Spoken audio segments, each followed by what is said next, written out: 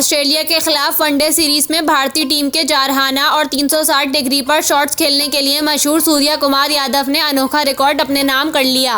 भारतीय media reports के मुताबिक सूर्या कुमार ऑस्ट्रेलिया के खिलाफ लगातार 3 वनडे मैचेस में पहली ही गेंद यानी गोल्डन डक पर आउट होने वाले पहले भारतीय क्रिकेटर बन गए। सूर्या कुमार को पहले 2 मैचेस में ऑस्ट्रेलिया के फास्ट बॉलर मिचेल स्टार्क ने LBW किया, जबकि तीसरे मैच में स्पिनर आस्टन आगर ने इन्हें बोल्ड किया।